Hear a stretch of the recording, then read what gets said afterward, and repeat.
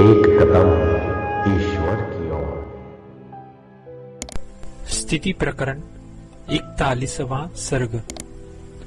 अनिर्वचनीय, चिकित्सा के योग्य, अविचिंत्य और मिथ्या माया कलना आदि विशेष धर्मों का मूल है यह वर्णन।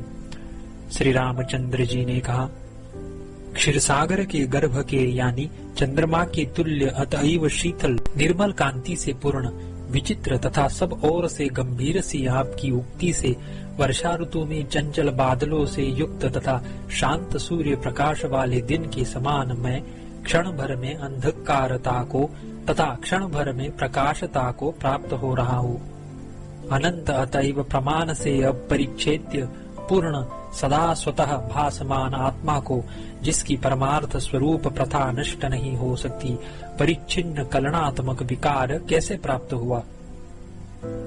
भाव यह है कि स्वयं प्रकाश अद्वितीय पूर्ण स्वभाव आत्मा में परिच्छिन्न कलना रूप विकार का वस्तुतः अथवा कल्पना से संभव नहीं है। इसीलिए उसकी प्राप्ति में क्या कारण है, इसका प्रतिपादन कीजिए। श्री वशिष्ठ जी ने कहा, हे श्री रामचंद्र जी, मेरे सभी वचन यथाभूत वाक्यार्थ से युक्त है। वे पदों की आकांक्षा, योग्यता, आसक्ति रूप सामर्थ्य से हीन नहीं है।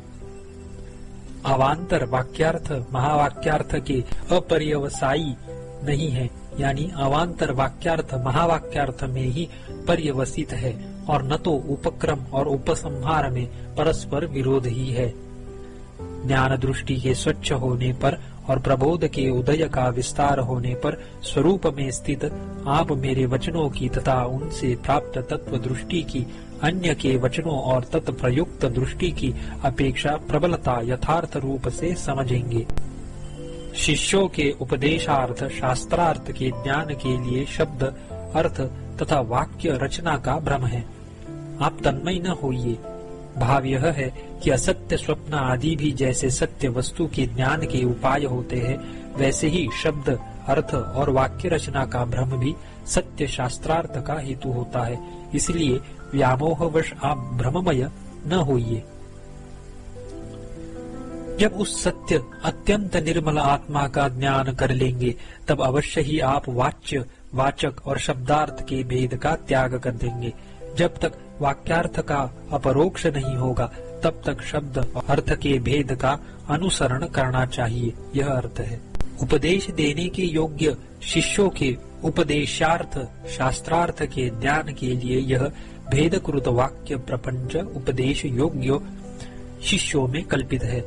यह शब्दार्थ रूप वाक् प्रपंच सद उपदेश के विषय में अज्ञों में कल्पित है, न कि वाक्यार्थ को जानने वाले पुरुषों में पारमार्थिक रूप से विद्यमान है। पूर्वोक्त कलना, उसके निमित्त भूत पूर्व संस्कार तथा कर्म रूप मल एवं अविद्या आदि कुछ भी आत्मा में विद्यमान नहीं है। वह परब्रह्म रागहीन है और वही जगत रूप से स्थित है। हे निष्पाप श्री रामचंद्र जी, सिद्धांत के अवसर पर असंभावना के नष्ट हो जाने के बाद निर्वाण प्रकरण में अनेक तरह की युक्तियों से बहुत बार विस्तार पूर्वक मैं यह आपसे कहूंगा। वाक् प्रपंच के बिना इस कारणीभूत अज्ञान तथा मूल अज्ञान का, जो परस्पर की सहायता द्वारा भ्रांति की सैकड़ों हजारों शाखा प्रशाखाओं से उदित है, मूलोच्छेदन करने के लिए तथा उसके साधनों में यत्न करने के लिए आप समर्थ नहीं हैं। हे श्री रामचंद्र जी, बहुत जन्मों से संचित सुकृत से विशुद्ध अंतःकरण के आकार में परिणत हुई अविद्या ही अपने नाश के उद्यम की इच्छा से संपूर्ण दोषों को दूर करने वाली विद्या की इच्छा करती है। जैसे अपने शरीर से विरोध होने पर भी स्वात्महित होने के कारण विवेकिनी पतिव्रता पति चितारोहण करती है, वैसे ही उसे विद्या की इच्छा हो सकती है, यह भाव है। अस्त्र अस्त्र से ही शांत होता है, मल से ही मल साफ होता है, विष से ही विष की शांति होती है तथा शत्रु से ही शत्रु मारा जाता है।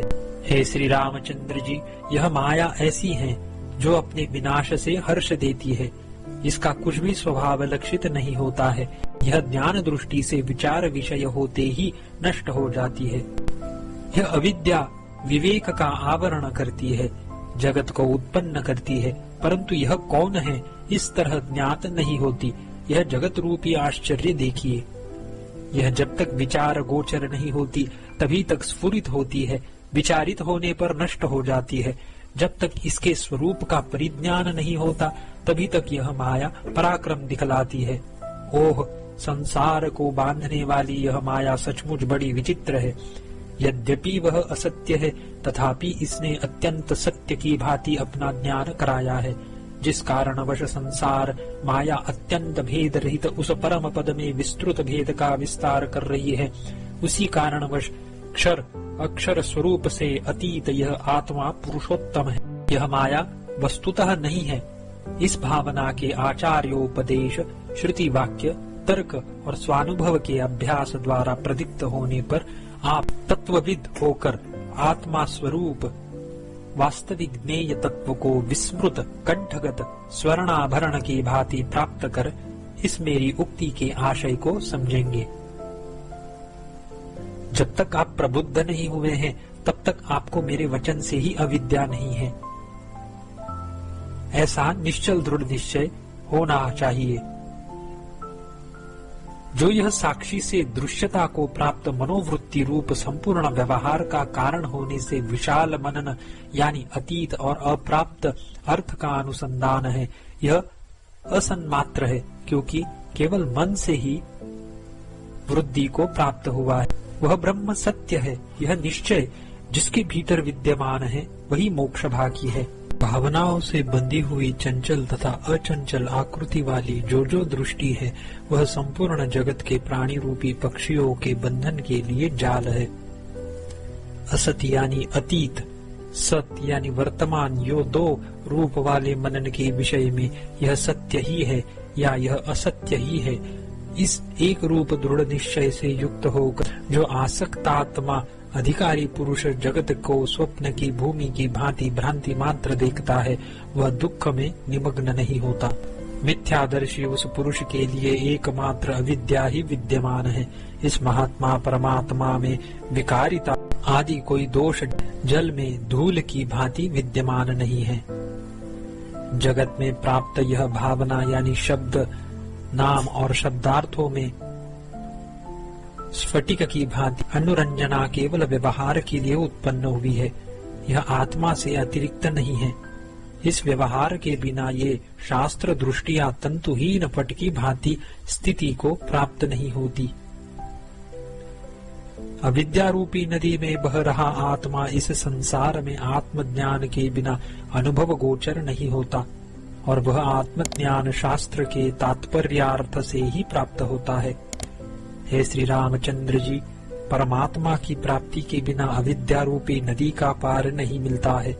अविद्या नदी का पार भूत परमात्मा का लाभ ही अक्षय परम पद है। यह मलदायिनी अविद्या चाहे जहाँ कहीं से भी उत्पन्न हुई हो, यह अवश्य है तथा परम पद का अवलंबन कर स्थित है। हे श्री रामचंद्र जी, यह अविद्या कहाँ से प्राप्त हुई ऐसा विचार आप मत कीजिए। इसका कैसे नाश करूं यही विचार आप कीजिए। हे रघुकुल दीपक श्री रामचंद्र जी, इस अविद्या के अस्त होने अतएव क्षीण होने पर आप यह जहाँ से आई, जैसे आई और जैसे नष्ट हुई, यह सब अच्छी तरह समझ जाएंगे। वस्तुतः यह है ही नहीं, विचार न करने पर ही यह भासित होती है। असत की भ्रांति की सत्य रूपता कौन कैसे जान सकता है। यह उत्पन्न होकर प्रौढ़ता को प्राप्त हुई है। इसने दोष के लिए ही अपने आकार का विस्तार किया है। इसका बलपूर्वक विनाश कीजिए, तब आप इसे जानेंगे। अत्यंत बुद्धिमान तथा साथ ही साथ शूर भी ऐसे पुरुष तीनों लोकों में नहीं है जो अविद्या द्वारा विवश न किए गए हो। इसीलिए रोग के तुल्य स्वभाव वाली इस अविद्या के विनाश के लिए प्रयत्न कीजिए। इससे यह विद्या फिर आपको जन्म यातनाओं में नियुक्त न करेगी।